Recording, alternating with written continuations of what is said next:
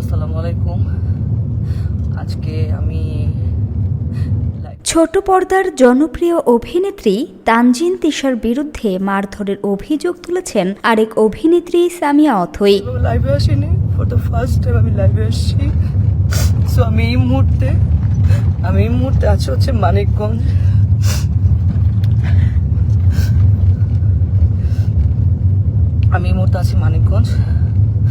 Manikganj director Rafat Majumdar Rinku ভাইয়ের একটা কাজে আসছি ফিকশনে। এখানে আমার সাথে আছে তানজিন তিশা, সুতিজামান সেলিম ভাইয়া, মোমেন আন্টি এবং অ্যাক্টর মিরাপি।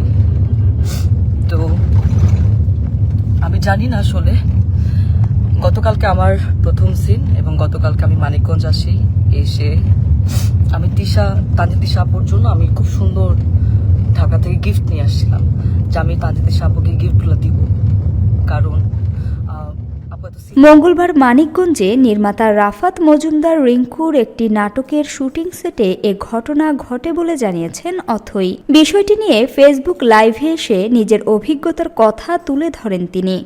আপুকে উইশেসের জন্য আমি আপুকে আসলে গিফটটা দিই, কিন্তু আপু গিফটটা নেয় না এবং সে গিফট অ্যাকসেপ্টও করে না, এবং সেখানে সবাই ছিল, সবাই দেখছেও। তো আমি কিছু বলি না যে উনি হয়তো গিফট নেয় নাই, ঠিক আছে, মেনে নিচ্ছি।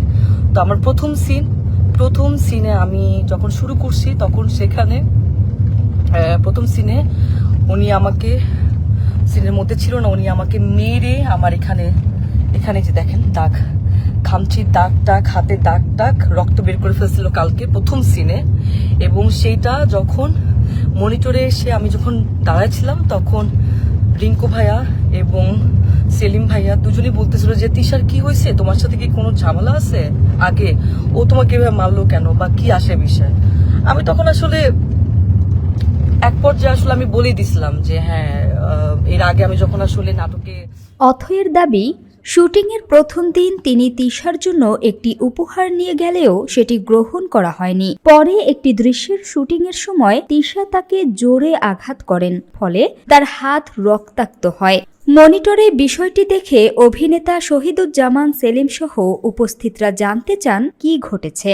লাইভে অথই আরও অভিযোগ করেন, তিশা আপু আমাকে হুমকি দিয়ে বলতেন আমি কেন ফারহানের সঙ্গে কাজ করি।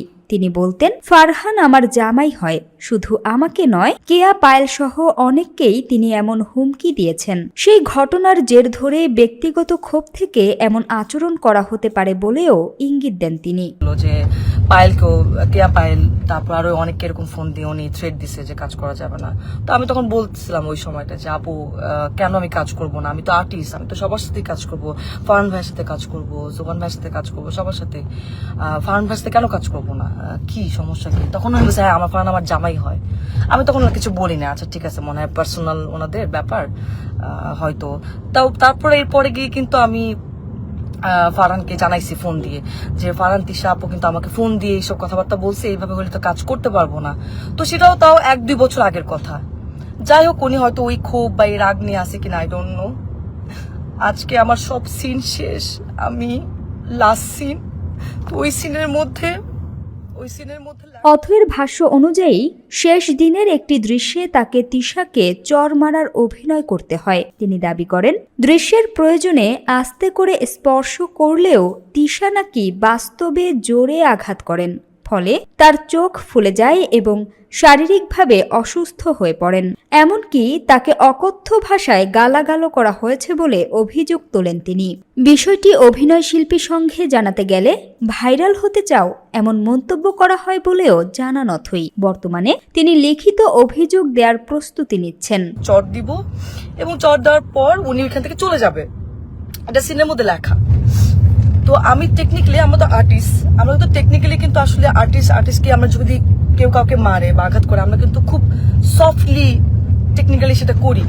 তো আমি তিশা আপুকে খুব আস্তে করে গালের মধ্যে জাস্ট একটু গালে হাত লাগাইছি।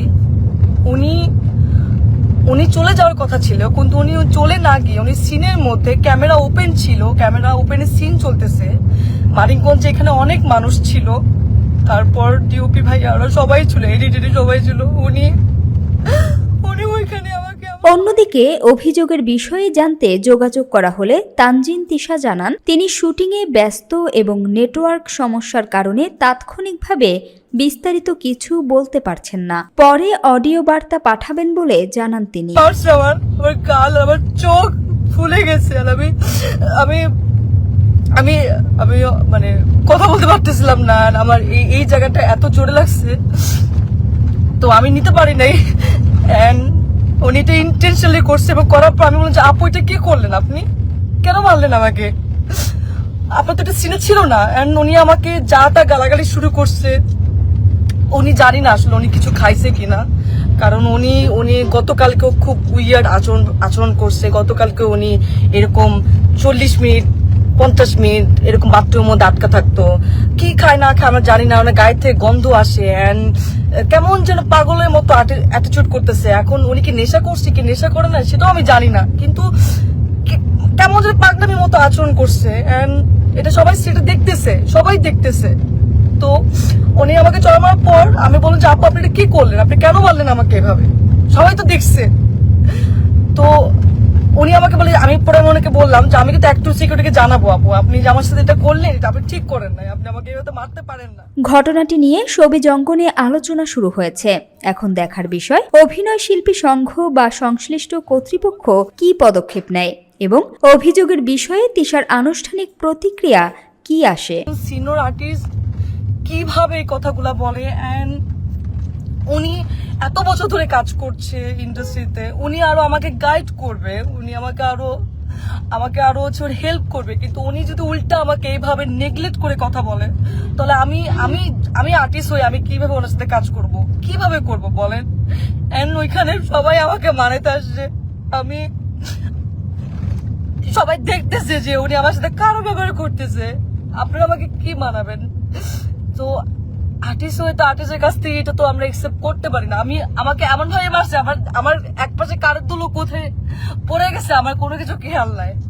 তো আমি এখন ঢাকায় চলে আসতেছি, আমি একটু সিকিউরিটিকে জানাবো যে একজন সিনিয়র আর্টিস্ট হয়ে এইভাবে যদি আর্টিস্টকে স্ক্রিনের মধ্যে শুটিংয়ে যদি এভাবে মারে এবং যাচ্ছে তাচ্ছে ভাবে খারাপ ব্যবহার করে, তাহলে তো সেটা মেনে নেওয়া যায় না, এইভাবে তো কাজ করা যায় না।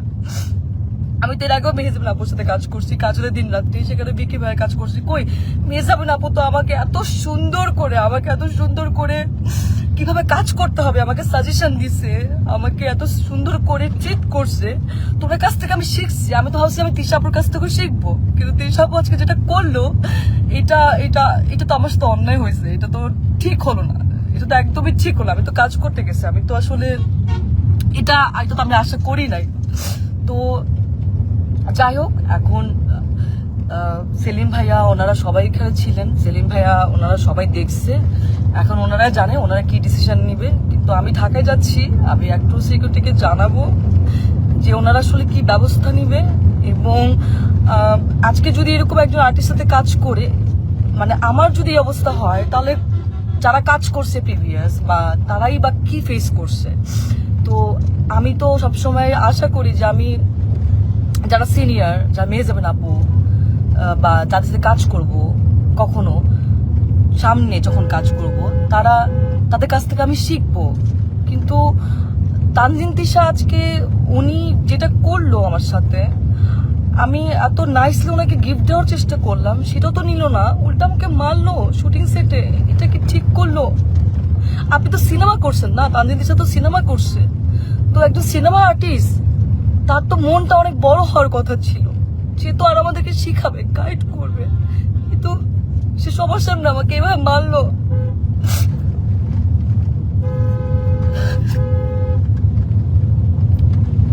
যাই হোক, আমি ঢাকায় যাচ্ছি। সামিয়া সুলতানা, ঢাকা ওয়াচ।